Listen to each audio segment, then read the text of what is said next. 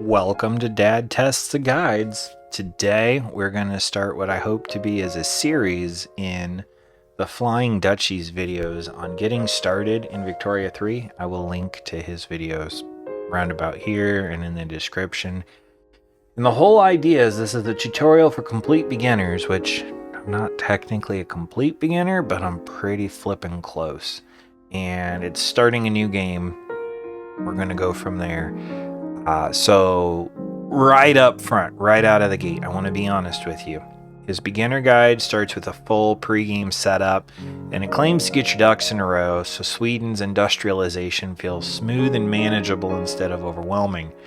I've never followed this groundwork before, so today we're putting it to the test as a regular dad. I've got limited time. And if it actually sets up a steady empire build without constant confusion, which is good because this game can be confusing.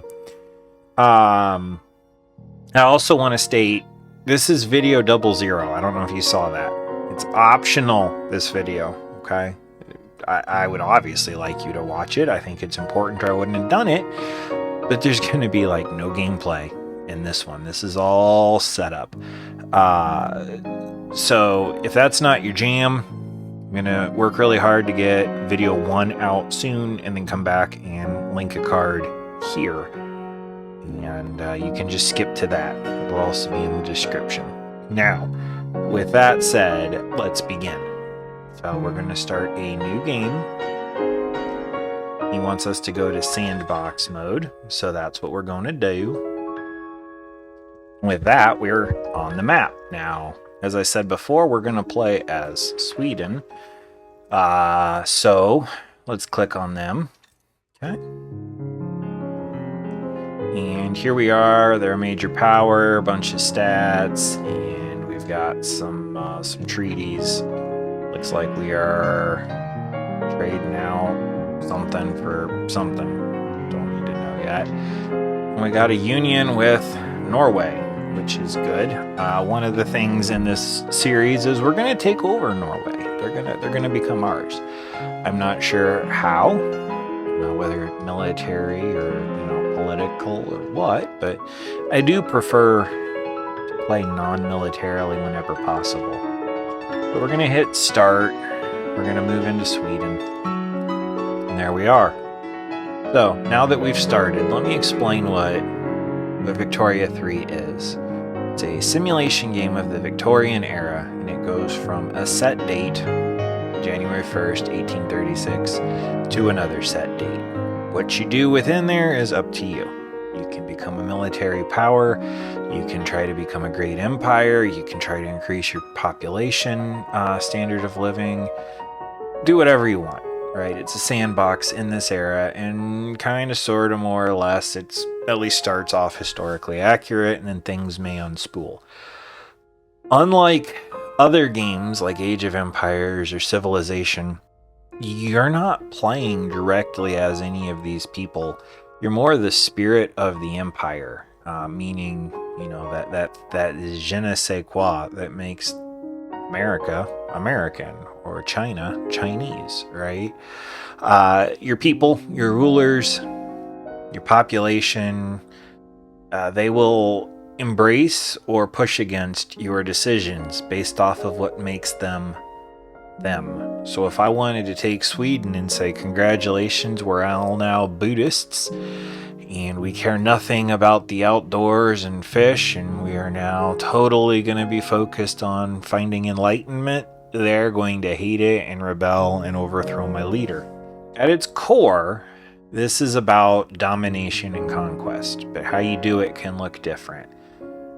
I want to play, and I'm not sure if this is how the guide is going to go. I've watched this first video, but not the others. How I always want to play is to peacefully bring up my power, grab a stranglehold on the markets, take over trade, improve relations, and basically be so amazing that no one wants to mess with me, and then absorb other people and places because it's what they want to do. That's my preferred method. It's not nearly as easy or sometimes as satisfying as getting an army and just blowing up, I don't know, Denmark or something, right? But it's how I would prefer to rule if I were a ruler. So, with that being said, the first thing we need to do is get a handle on where we're at. What did we just inherit? So, we're going to do that. The first things first, we have 5 states in Sweden.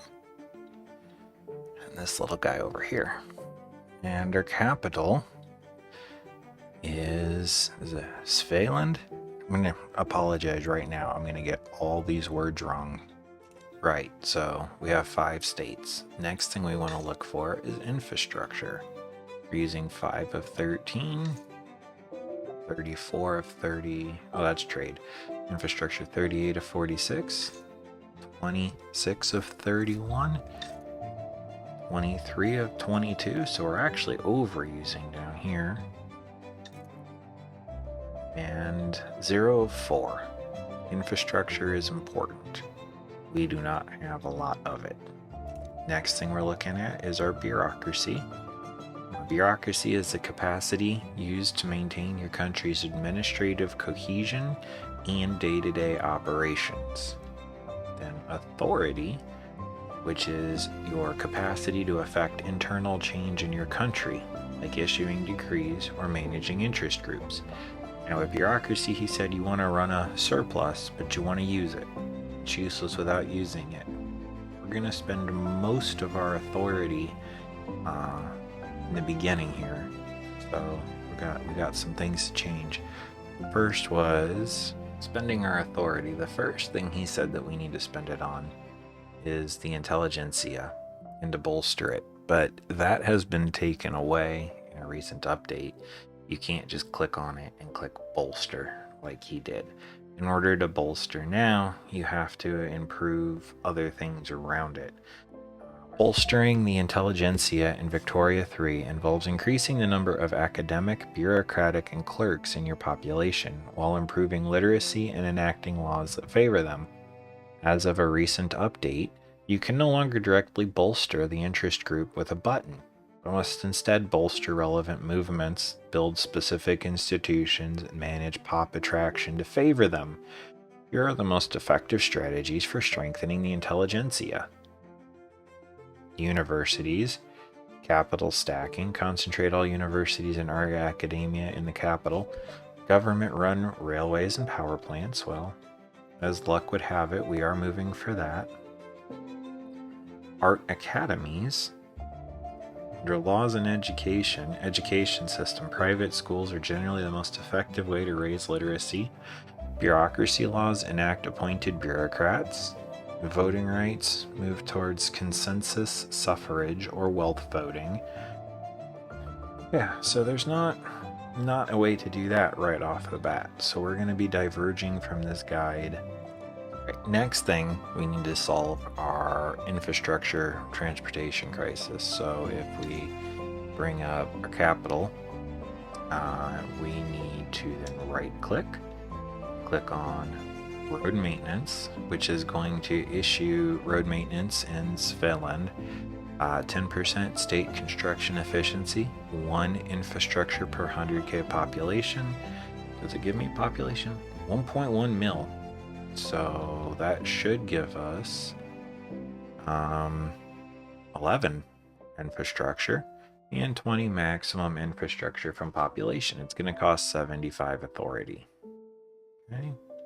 So that's been done, and we went up to 59, so that's not bad.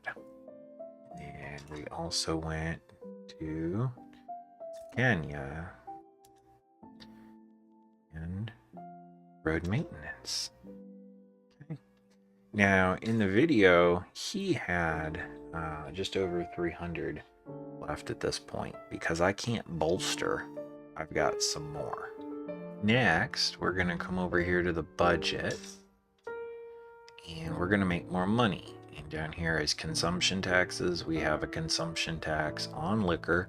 Anything you tax, you discourage. He went back and forth in the video. It costs 300 authority, but he ended up sticking a consumption tax on fish. which everyone needs fish. The people are going to hate us for it, but it's going to bring in a lot of money. So we've done that. And with his remaining authority, which I have more, he went to the capital and he promoted social mobility, which increases education access, which will bolster the Intelligentsia and provides more qualifications. So let's do that. And then I get to be just a little bit on my own because I've got 2 more bits of authority to use. So let me look over what I think I want to do. I really want to bring up my base. I know that wood, coal, iron, fish are important. So is rye and other things. Here in Svealand, I am looking at my base resources. I have mines, logging, fishing. Apparently I have access to lead, but I'm not using it yet. If I come over here to encourage resource industry, it improves 20% mines, oil extractors, logging, fishing, whaling, rubber. I have mines, logging, and fishing. So there we go. Here I have logging and fishing. Here I have logging, fishing, and iron mines. And here I have fishing. So let me come down here and encourage resource industry there as well. And that leaves me with 33, which is about what he was left with. Zooming out a little bit onto the world map. Next, we have influence. We have positive influence, which gives us less infamy decay and better leverage. We want to spend some of this. Everything we want to spend if we can. To do that, what we're going to do is we're going to make friends with some of the great powers in the world. And if we go to the ledger, we have sorted by country greatness. And Great Britain is the most prestigious country in the world. Good old US of A rounds out the top 5. And we've got Austria, Prussia, Netherlands, Brazil, and then us. Look at us. We're pretty cool. Top 10. What he wanted to do was to unseat the United States. That became his goal for this. So that's what we're going to try to do.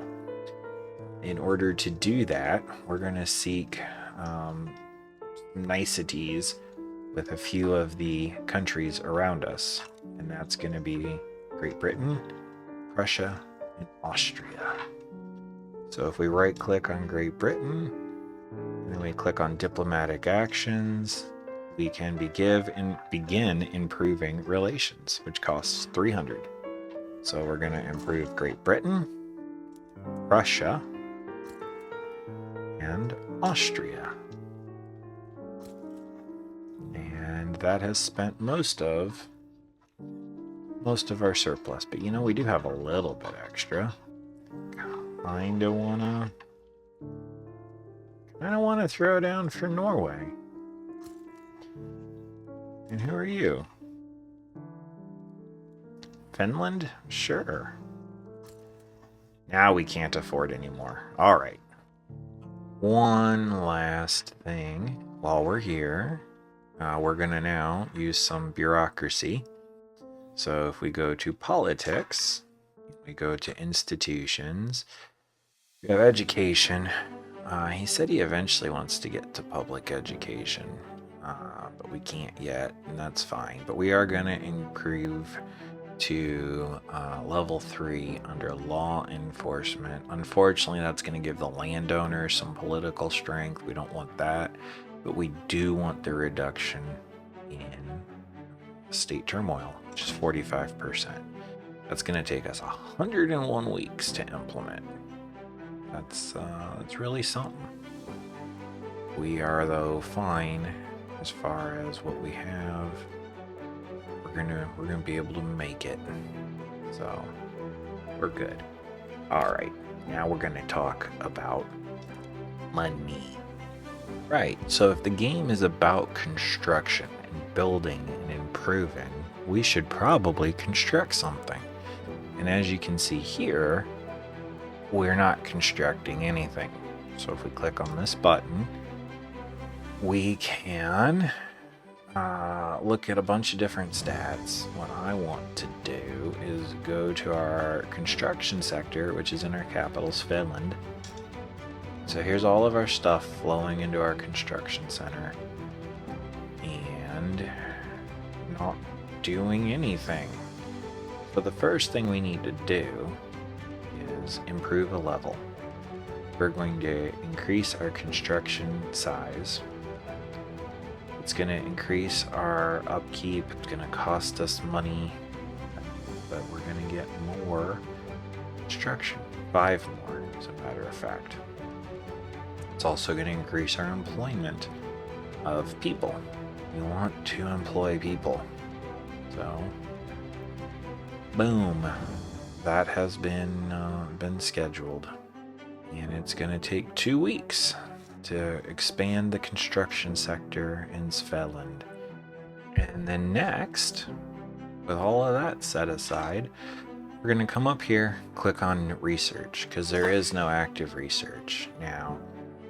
There's 3 different tabs for research. All of these in this darker area are tier 1. This lighter area is tier 2, tier 3.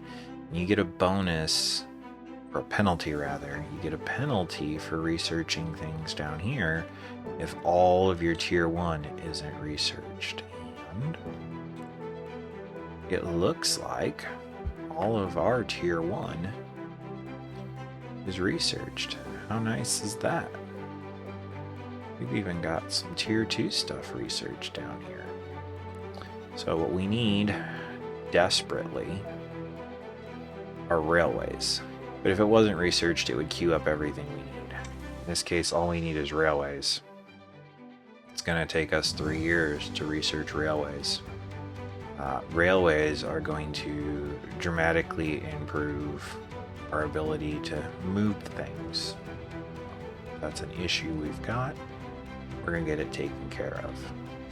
Now we can look at our alerts, because we have alerts. There's a fruit shortage. Well, we're just going to pretend like we didn't see that. We're going to come down to buildings.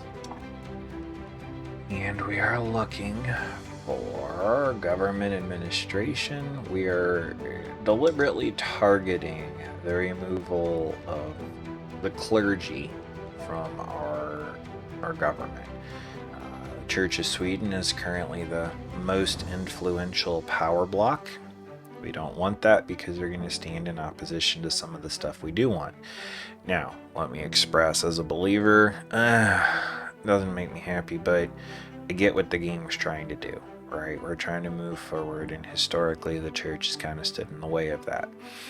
We want the Intelligentsia to become more powerful, and they do that through universities, bureaucracy, etc. Ironically, too much of that going on now, but this is probably where it started. Easiest way to move them up is to move the church down. So we're going to put in secular administration. It's going to cost us a little bit, but we're going to get rid of 500 clergymen, and we're going to bring in 500 bureaucrats. Okay. With that done, we are then going to come down to our university. We're going to get rid of clerical or religious instructors, and we are going to make secular instructors. So now that's been done. Right, so the stuff to do before we unpause the game continues into the second video, and he goes through a marvelous description of everything. I'll try to remember to put the card in here for you to watch that. What matters is, in his game, he went up to politics, and he went to change some of how he does things. We left monarchy the same. Our government tab, and we are gonna reform our government here. Government option, this is going to increase our legitimacy to 99. We're currently sitting at 92. It is going to bring in the armed forces. Now, in his game, this was the better option, and he brought in the petite bourgeoisie, for the PBs, the peanut butters. This is actually a decrease in mine, so I went to the internet and I looked around and I was like, all right, our main goal is to get the Intelligentsia improved. Who do they play better with? And in the early game, they play all right with both. Different play styles a little bit.